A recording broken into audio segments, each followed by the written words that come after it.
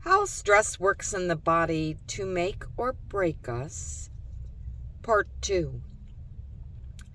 Again, regular physical activity can strengthen both prefrontal cortex and hippocampus control of the amygdala. This means that we are better able to control moods and emotions as well as impulses, and are more efficient in making decisions.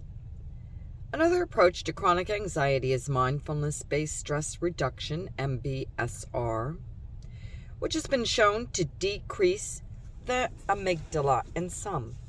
Both MBSR and meditation are gained in popularity as a way of reducing anxiety and thus reducing perceived stress. Some of this research also has implications for post-traumatic stress disorder, or PTSD. Chatterjee has found that a single traumatic stressor can lead to formation of new synapses in the basolateral amygdala after a week or two. The appearance of those new synapses is accompanied by a gradual increase in anxiety. This type of delay is a feature of PTSD. What we have shown with Chatterjee is that a timed elevation of cortisol at or shortly after a traumatic stressor actually prevents the delayed increase in amygdala synapses. Now, there is evidence that low cortisol at the time of trauma, during open heart surgery, or after a traffic accident is a risk factor, and that rising cortisol right during and right after trauma can reduce later PTSD symptoms. Also, our and other research shows that the impact of toxic stress varies across sex. Women are more prone to depression after toxic stress, while men are more likely to respond with antisocial behavior and acts. We and others find that there are receptors for both estrogens, androgens, and progestins in both the male and female brain that regulate memory, pain, coordinated movement, and other critical functions. But thanks to genetically programmed sex differences in our brains, men and women respond differently to stress. These sex differences occur throughout the brain and not just in regions such as the hypothalamus, but are involved in reproduction. In fact, new research indicates that at the molecular and genetic level, male and female responses to stress in the hippocampus can be strikingly different. Sure, studies of men and women's brains activities show that both sexes do many of the same things equally well, but use somewhat different brain circuits to do so, lending some credence to the men are from Mars, women are from Venus hypothesis. Stress hits us differently depending on our experiences early in life. Our former postdoctoral fellow, Michael Meany, now professor at McGill University, has led the way in demonstrating the important role of postnatal maternal care in emotional and cognitive development. Infant rats raised with a nurturing mother develop less emotionality and greater ability to explore novel places and things. Pups raised with an anxious mother who provides inconsistent care show the opposite outcome. Epigenetics also plays a role.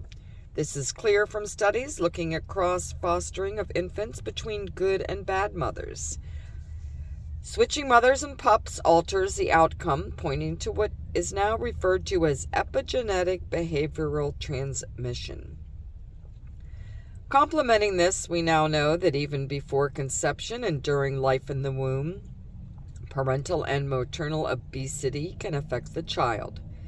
This might involve epigenetic changes in the DNA of the sperm and egg that do not alter the genetic code per se, but rather how it is read. Parental obesity increases the risk that the child will also become obese. Women who lose weight through gastric bypass surgery prior to conception do not transmit obesity to children, while those who remain obese throughout gestation put children at higher risk.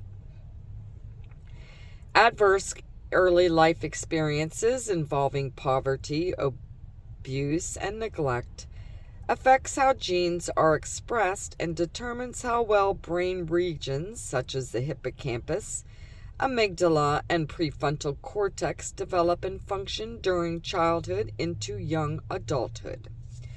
Indeed, the brain is continually changing with experience, which creates memories and alters brain architecture via mechanisms that are facilitated in part by circulating sex, stress, and metabolic hormones and chemicals produced by the immune system. These insights have led to a new view of epigenetic changes over the life course. Epigenetic changes determine trajectories of health and disease and the plasticity of the brain, and they also offer opportunities for changing the trajectory as life goes on. We can never roll back the clock and reverse the effects of experiences, positive or negative, and the epigenetic change they produce. But we can move through those experiences to recovery and redirection. Also, we can develop resilience through epigenetic change. New trajectories can engender compensatory changes in the brain and body over the life course. This perspective has led to a new field of study called Life Course Health Development, LCHD, spearheaded by Neil Hafon, a researcher and pediatrician at the University of California, Los Angeles. LCHD emphasizes the importance of events prior to conception and in the womb because of their ability to generate epigenetic change for the same reason. LCHD looks to the influence of income, education, and abuse. In sync with this, our increasing knowledge of brain plasticity is giving rise to therapies based on self-regulation. These cognitive techniques, tapping, mindfulness, breathing, and more, can reduce toxic stress to at least more tolerable stress. Metabolic and cardiovascular health, not to mention memory and mood, can all be enhanced by a healthy diet, positive social interactions, adequate sleep, and regular physical activity. Government policies and business cultures that promote these values are key, whether dealing with housing, transportation, healthcare, education, flexible working hours, or vacations. Decisions on the top can dramatically impact health span of the population throughout life. Healthy behaviors and humanistic policies can open a window of plasticity and allow the wisdom of the body to exert itself. With the windows open, targeted behavioral interventions, for instance, intensive physical therapy after stroke, can shape brain circuits in a more positive direction. Even if one has gotten off to a bad start in life, the trajectory can be changed by understanding how to lower the allostatic load and banish toxic stress.